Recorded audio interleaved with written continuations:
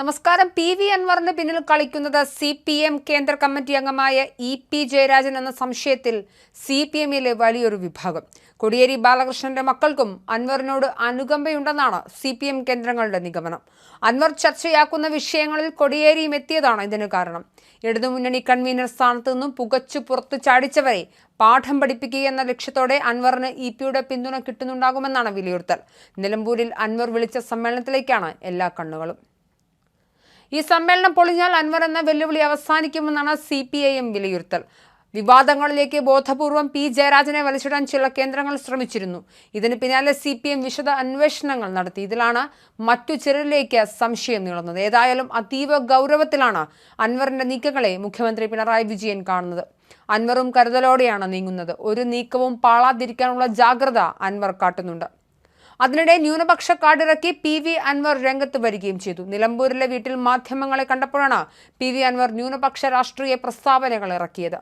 ന്യൂനപക്ഷ സംഗമം വിളിക്കുമെന്നും CPM മലപ്പുറം ജില്ലാ സെക്രട്ടറി EL മോഹൻദാസ് ന്യൂനപക്ഷങ്ങളെ കള്ളക്കേസിൽ കൊടുക്കാൻ കൂട്ടുനിന്നുവെന്നും അദ്ദേഹം പറഞ്ഞു. താൻ 5 നേരം നിസ്കരിക്കുന്ന മുസ്ലിമാണെന്നും അതാണ് തന്റെ ശക്തിയെന്നും താൻ അതിന്റെ ഭാഗമാണെന്നും കൂട്ടിച്ചേർത്തു. പുതിയ കാർഡിലേക്ക് കളി മാറ്റുകയാണ് അൻവർ എന്ന് സാരം. മലപ്പുറത്ത് വർഗീയത പച്ചയ്ക്ക് പറയുകയാണ് മുമ്പ് കമ്മ്യൂണിസവുമായി എതിരാളികളെ കടന്നാക്രമിച്ചു അൻവർ ചെയ്യുന്നത്.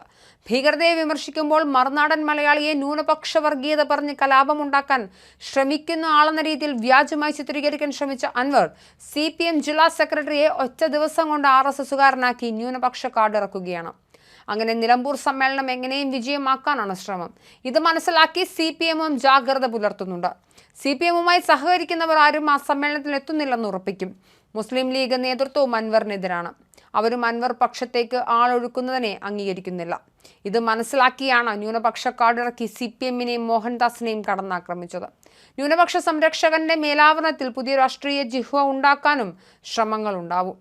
കെട്ടി ജലീൽ, PTA റഹീം എന്നീ MLA-മാരുടെ പിന്തുണ അൻവർ ആഗ്രഹിക്കുന്നുണ്ട്. എന്നാൽ ജലീൽ ഈ ഘട്ടത്തിൽ അൻവറിന് കൈകൊടുക്കില്ല. PTA റഹീമിനും സന്ദേശം CPM കൈമാറിയിട്ടുണ്ട്.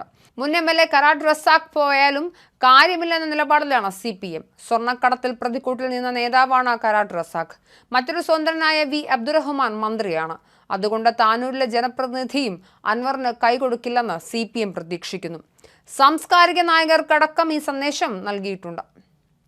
കോടിയേരി ബാലകൃഷ്ണന്റെ കുടുംബവുമായി അടുത്ത ബന്ധമുള്ള തിരുവനന്തപുരത്തെ CPM നേതാവും അൻവറുമായി വലിയ സൗഹൃദമുണ്ട്. പലപ്പോഴും തിരുവനന്തപുരത്തെ ഈ നേതാവിന് വേണ്ടി അൻവർ ഫേസ്ബുക്ക് പോസ്റ്റുകൾ ഇടാറുണ്ട്. ഈ നേതാവിന്റെ നീക്കങ്ങളും CPM നിരീക്ഷിക്കുന്നുണ്ട്. കോടിയേരിയുടെ മകന്റെ അടുത്ത സുഹൃത്തായ ഈ നേതാവും അൻവറിനെ പരസ്യമായി പല ഘട്ടങ്ങളിലും പിന്തുണച്ചിട്ടുണ്ട്. ഇവർ തമ്മിലുള്ള കൂടിക്കാഴ്ച ചിത്രങ്ങളും സോഷ്യൽ മീഡിയയിൽ പ്രചരിക്കുന്നുണ്ട്. ഈ നേതാവിനെ ഒരു CPM രക്തസാക്ഷി പരിവേഷത്തോടെ പലപ്പോഴും അൻവർ അവതരിപ്പിക്കാറുണ്ട്. ഇത്തരം അൻവറിന്റെ പാർട്ടി ബന്ധുത്വങ്ങളും CPM പരിശോധിക്കും. നിലവിൽ ഈ യുവ നേതാവ് അൻവറുമായി യാതൊരു അടുപ്പവും പുലർത്തുന്നില്ല എന്നാണ് പാർട്ടിയുടെ പ്രാഥമിക വിലയിരുത്തൽ. എങ്കിലും സൂക്ഷ്മ നിരീക്ഷണം തുടരാനാണ് തീരുമാനം. ഇതിനൊപ്പം EP ജയരാജന്റെ നീക്കങ്ങളും CPM പരിശോധിക്കുന്നുണ്ട്. അതിനൊപ്പം അൻവറുമായി ബന്ധപ്പെടുന്ന ഓരോരുത്തരെയും കണ്ടെത്താൻ സംവിധാനം ഒരുക്കിയിട്ടുണ്ട്. ഇതെല്ലാം അൻവറിനും അറിയാമെന്നുള്ളതാണ് ഇതിലെ രസകരമായ സംഗതി. അതുകൊണ്ട് തന്നെ പരമരഹസ്യമാണ് നീക്കങ്ങൾ. നിലമ്പൂരിലെ പൊതുയോഗം വിജയിക്കില്ലെന്ന് കണ്ടാൽ അൻവർ മാറ്റിവെക്കാനും സാധ്യതയുണ്ട്. ചില സമുദായ സംഘടനകൾ അൻവറിനെ പിന്തുണയ്ക്കാൻ തയ്യാറാണ്. എന്നാൽ പിണറായിയുടെ കോപമുണ്ടാകുമെന്നതിനാൽ അവരും ആലോചനകളിലാണെന്നാണ് റിപ്പോർട്ടുകൾ പുറത്തുവരുന്നത്.